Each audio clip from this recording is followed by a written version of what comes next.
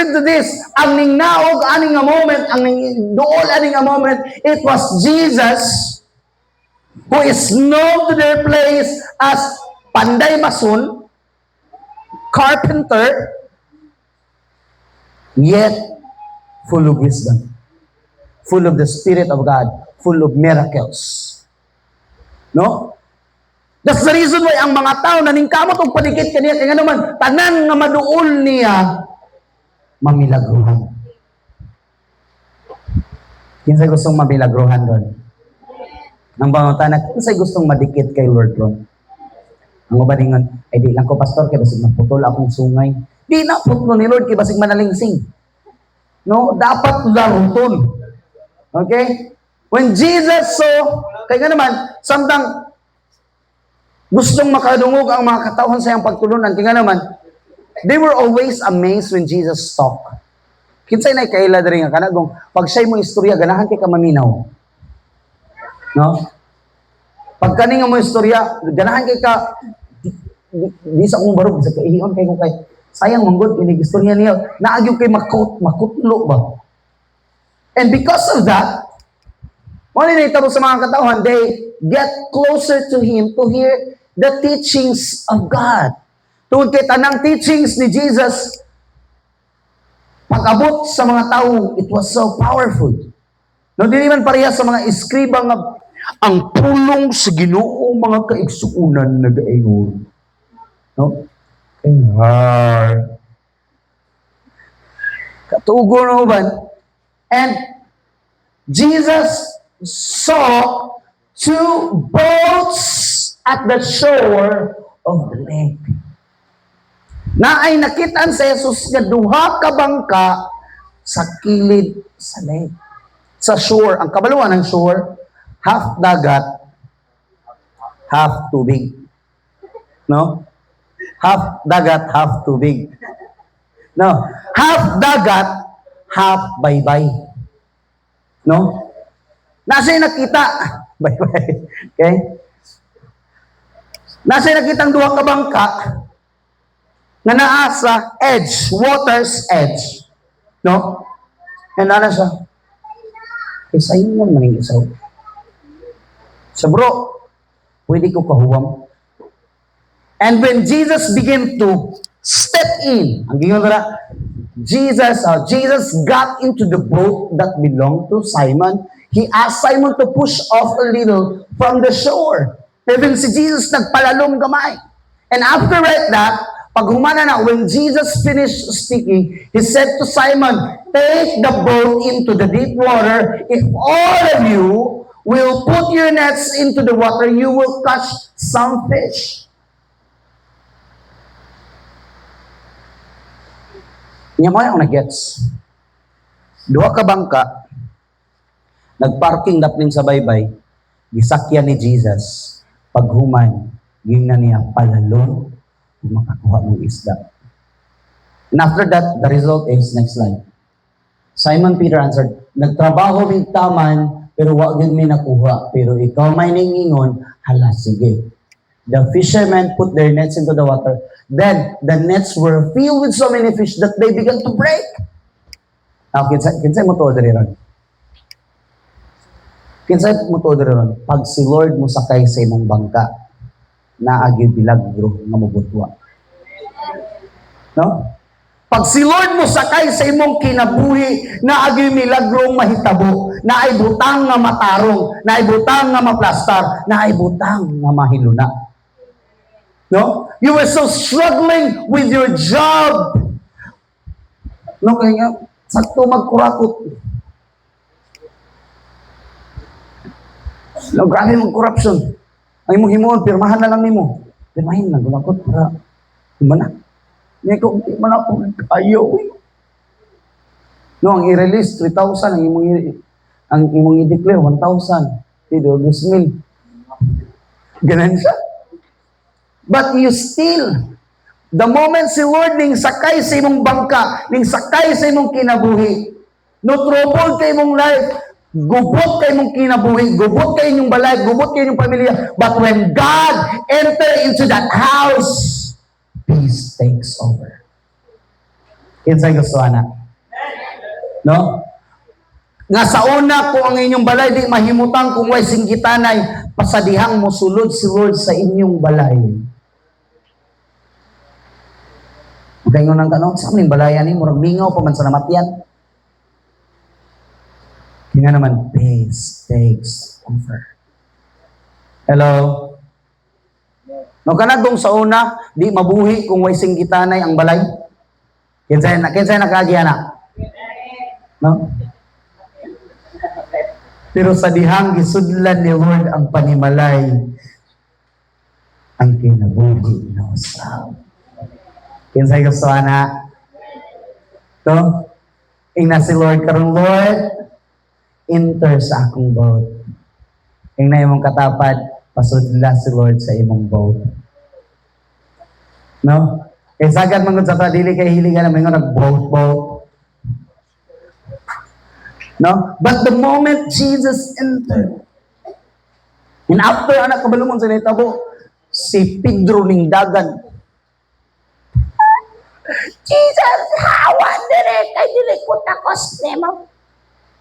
And they were all amazed. All the disciples, all the people, Peter and his company were all amazed. Ganong na-amaze man sila. Imagine, first time in their life, Batikan will experience nga mananagat. First time in their life nga wala sila'y kuha tibok gabi. Kinsay mananagat dere? Kamera? No? Imagine, tibok gabi sige sila panulo.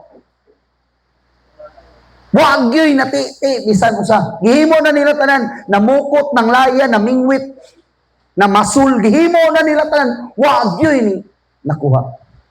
Pero in just one word, imagine, at the middle of the day, kapoy kayo sila, pero pag itsa nila, daghang klase sa isda ang nanulod. Ang ilang bangka, halos maunlod. No, wag sila katabag, tapang na! Abi ko sige, tapang mitira. Because I want you to understand this. Mao ni atong topic karon nga Sunday. We are going to operate into the deep. No? Kung itong third Sunday, mo na itong topic, submerge means lubog or fully wet, alignment, or living like Christ, then today, operate in the deep. Kinsay gustong mo operate sa lalong daliran? Nakabalo mo, dinhi mag-struggle ang tanan. Diri mag-struggle ang tanan. Kaya nga naman, sa diyang mauna niyo mo gila-ila sa Jesus, na in love ka kang Jesus, sayon ang tanan. Hello? Amen? Kinsay mga dugay-dugay na diri sa simbahan. Now, kinsay nakasulay diri ron, nga atong una nimo pag-encounter, una nimo ila-ila kay Jesus, pati nimo ila. Grabe, Sabado pa lang, i-ready na ni mo imong sininang para ugma. Hallelujah! No? Domingo pa lang sarado pag gate, ningabot na ka. Pastor! No, grabe ka in love, ang imong Bible good, grabe di ka puyo, kaya halos itapad na lang nimo. Kaya pag mata, thank you, Lord. Karon, hallelujah. Kaya naman, sa dihang bata pa ka, di ba, sayon man ang tanan, sayon ang pagdagandagan, no? Daganda yun kay mama, pero sa dihang dako na ka, lalong na, layo na giabtan, murag ning mabaw na. O ingon ani, sa taas na kamot sa mga minyo. Dali, sa mga naipares. Okay. No? Kahinomdom mo atong una pa lang ninyong panag-uyap.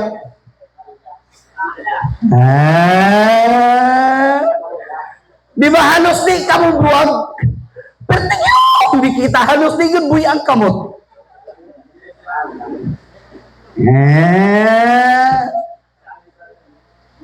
Hello? Nung malayo lang kadali mga isa ka oras, I miss you. Di ba, pero sa diyang ning lalong na, nag-ilhanay na, nanganak na, ning daga nagduha ka tuig, 3 ka tuig, 5 ka tuig, 6 ka tuig, 10 ka tuig, 13 ka tuig, ug daghan pang mga katuigan. Ako kaya po di mo diha, oy! No, nadagma lang, ay pagkadanghag na lang yun. Atong unang ilhanay ba, pag-amping ha, pag-amping, paghinay baya. Pero na-after, napandun, sa pagkadanghag na lang yun. Kaya naman, ning lalom na manggod ang pagkaila sa pagkalalom ning mabaw. Hello? Salamat sa kamingaw. Amen? Mga tanawan ni mga boys sa ni mga young people, maguyab-uyab ni halos digyon mo, halos gusto na perminti maguban. Hello? Pero bantay dito, kinikumanin yung kaminyo, magpulo ka to, 20 ka to, mura na mo 1 meter apart. No, magtandog lang inyong panit, mura na mo pangkilatang duwa. Ayun pa doon ako, sa paka yung karon. No, because we are not trained to operate very well sa lalong. Hello? Sa dugay ng relationship. Yan naman, sayon manggod, himuon ang magsugod. Amen? Kaya naman, interesting good. Ali dong. Na. Okay, dali. Una ming nagkitaan diri. Okay? Human, ikaduha na mong pagkitaan dito na sa gawa, sa storya. Ikatulo na mong pagkitaan dito na sa computeran. Okay? Katulo na mong kita. Nga naman, we get to know one another. Sige mi istorya. Nadugay na namo sige ginuban kay sa balay na sa nagpuyo. Pag mata na mo pagkabuntag, mura na lang big. Nade te ka ba? Ganun man, iya naman yung panginabuhi. Hello? Kaya naman, pila na kita katuig naguban sa balay sa una daw? 5 years dito. Oh, 5 years? Mga 7 dito. Mga 7 years. Imagine, 7 years. Hangtod na dugay. Kaya nga si Mrs. Kamu dahil magtiayon, adili Okay? The longer that you go together, the deeper that you should become. Naman, kabalo na kung sa iyang need. Every time magkita may, wala rin kong ginaingon. Skill na balik. Ha? Nung, hindi na akong skill na daw, negosyo mo. Hanggang nabot ang panahon, na-push agad sa skill balik. Karon college na. Wala ko yan. No ka naman. Because there's something deep that has been pushed sa imo. Hello? O mga magtiayon, balikan lang na yung magtiayon. Kaila bagyog ka sa imong bana? Kaila bagyog ka sa imong asawa? Then push the best inside of him. Di kay the best ang imong ipagawas. Ano kung gusto na akong makita gini akong bana nga mura gining mayawaan gini. Kanang masukugin sa taman yun. No, but the best dapat ang imong i-push. Ang dapat ma-extract is the best. Kaya naman, we need to understand that we must learn how to operate in the deep. Pag magtikalalom ang relasyon, dapat mas mo push. Hello? No? Kaya numdum ko ba? Sugod na mo kuya-buya mi pastora. No? Mubiyahe ko kung ano sa grabe kapuya dahil sa mong biyahe sa una labto. Ako ba yun? Kapag yun. Kapag kayo yun. Di man ka, hatod mo naman siya pangyan. Nyagikan guglan, musay mo, atuman mi silang balay, muli. Dito South Court. Pila kayo oras biyahe lab? Upat. Ay, dili, doha de. Upat, kuroy, tulo. Ikan maglan. Tulo.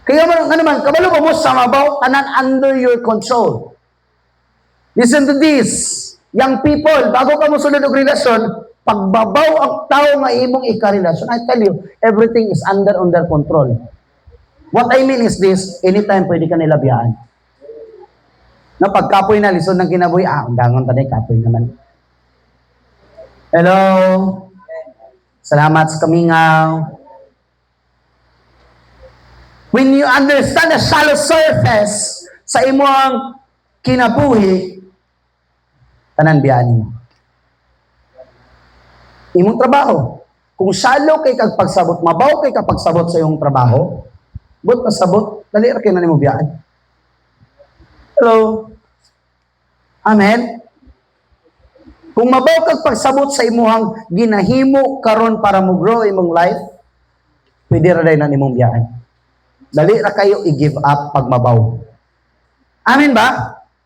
Kinsay naka-try dire ka nang kung nara ka sa mabaw, unya nay balod mo kusog og kwan, apak ba?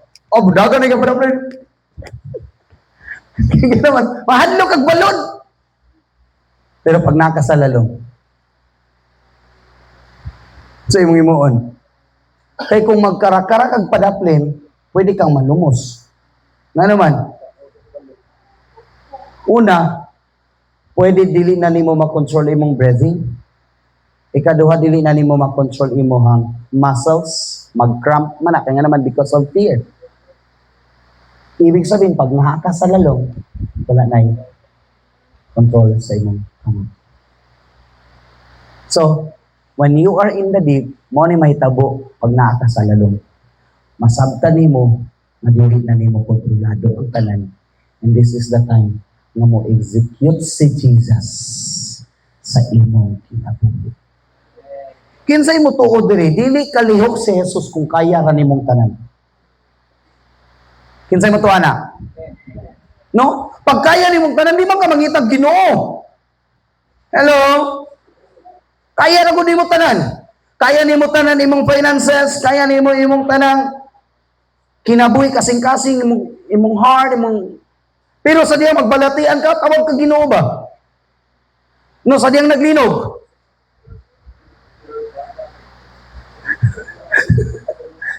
Lord, tabang.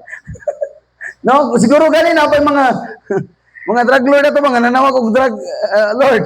Drug lord, biya ko niya, nawag og Lord. Lord, tabang Lord. Nga naman, everything in the deep is no longer in your control. That's the time you will say, Lord, tabangi ko. I remember Peter, sa dinggingon siya, yun sa kay Jesus, Lord, kung ikaw na, palakwad ako sa tubig. Sa dinggi palakaw na sa ni Lord sa tubig, naapektuhan sa mga balod. Pagkatalo, balod, banday gandi. Ingon Lord siya. Dito na siya nga tayo ningon, Lord, tabang. No, kaya no longer, wala naman sa control ni Peter. His faith was distracted. And that's why that's the time Jesus could execute. Sabi ni Jesus, sabi ni Lord in Isaiah 55 verse 8 to 9. Sabay-sabay tagbasa, 1, 2, 3, go. Neither declares the Lord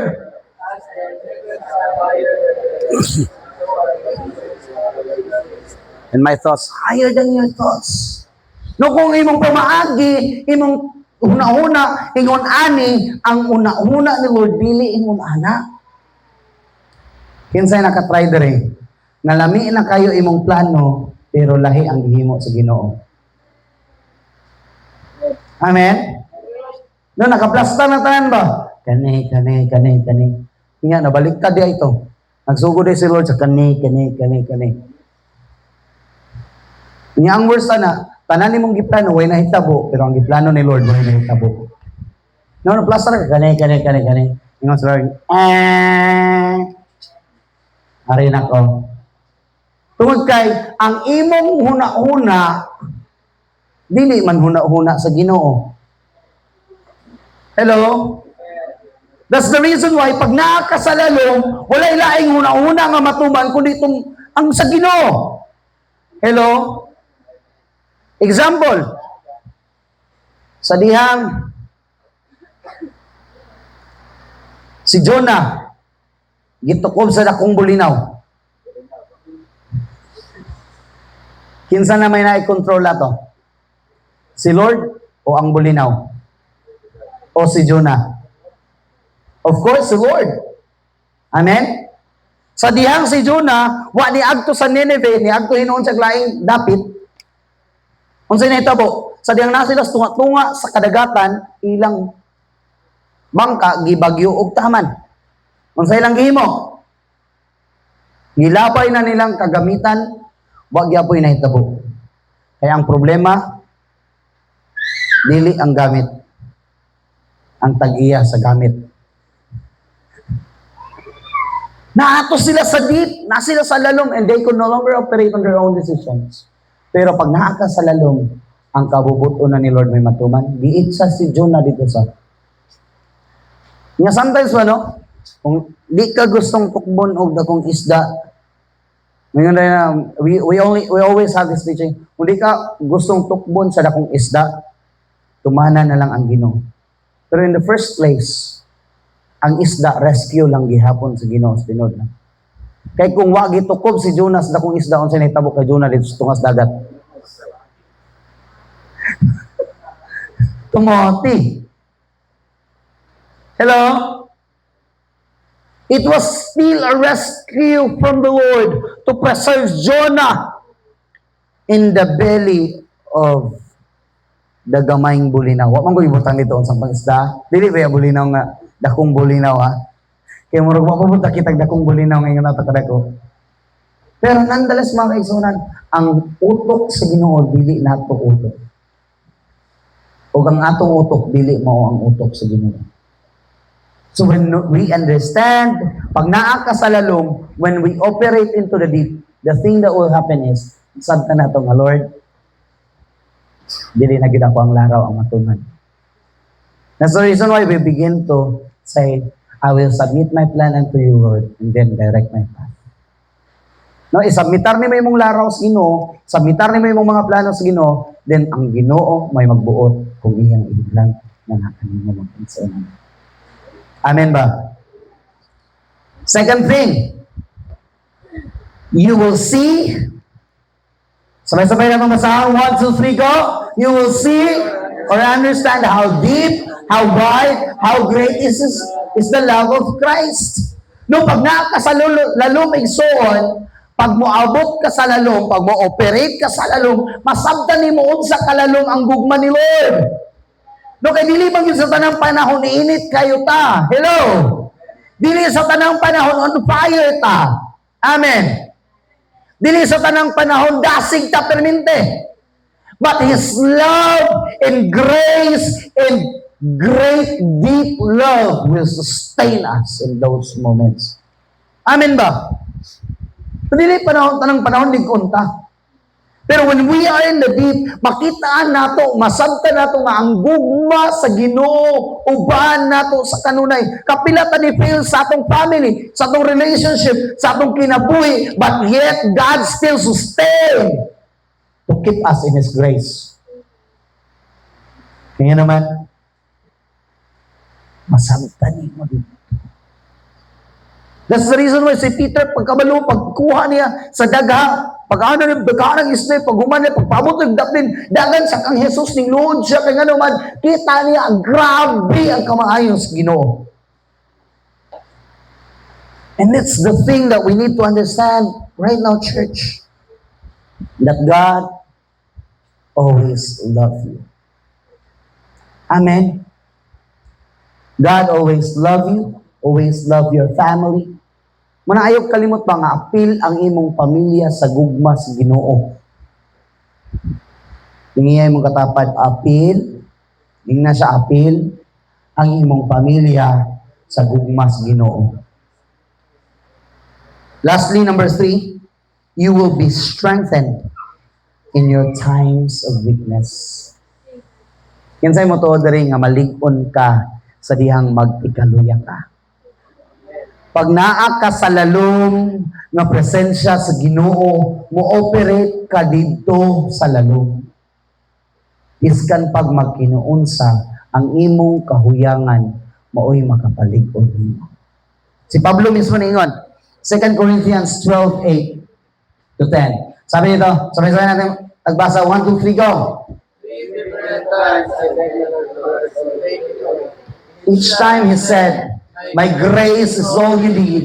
My power works best in weakness. So now I'm glad to boast about my weaknesses so that the power of Christ can work through me. That's why I take pleasure in my weaknesses and in the insult, hardship, persecutions, and troubles that I suffer for Christ. For when I am weak, then I am strong. Sa panahon sa imong kaluyahon, dihat ka mas maligod. Kinsay mo tuod rin pag maabot ka sa imong kaluyahon, ang kusog sa Ginoo mo ay masustinar nimo. No, Ikson, ayog tuguti ba? Ayog tuguti nga ang yawa mo daog sa imong kinabuhi nga imo na lang i-neglect ang strength nga ligid na supply sa Ginoo tungod kay naluya ka. Amen. Ayog kalimot nga ang gugma sa Ginoo, ang grasya sa Ginoo wa man nawagtang para nimo. Always remember this, His grace and love is always available for you. Amen ba? So this morning, wala tayo lang tuyo ni kamuntagon, kundi mo operate gihapon ta pag magtikalalon ta. Amen ba? Mugana gihapon atong kinabuhi bisag lalum na ta. Hello? The more layo imong maabtan, the more kang masuod dapat sa Ginoo. Amen? So this morning mga kaigsunan, I hope all of us will desire and long for more of God. Pwede ba tayong maninog ninyong tanan?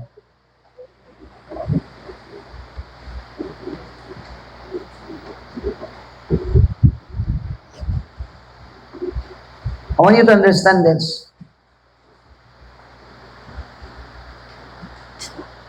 Sa dihang makita sa Ginoo ang imong kaluyahon. Sa dihang imong i-surrender ang imong kaluyahon. Ana si Apostol Pablo. Sa tinuod lang, naidagang mga pananawon, mga revelasyon, gipakita ang Ginoo kanako. Pero, pili ko ganahang isangyaw to, isulti to, kaya nga naman, basig ingnon lang ko ninyong nanghambog ko. Pero ang pinaka number 1 akong ipanghambog karon sa panahon nga nagmaluyahon ko, sa panahon nga nagtikaluya ko, sa panahon nga na-weak ko, ang iyang kusog. Anong si Polo? Tulo ka beses. There are 3 different times that I beg God, na Lord, kuha na lang ko. Pero ano sa Lord? My grace is sufficient for you. My grace is sufficient for you. Hindi mo kagaling Lord. His grace is sufficient for me. His grace is sufficient. So this morning, mga kaigsunan, pwede pa ni mo ipiyong yung mga mata.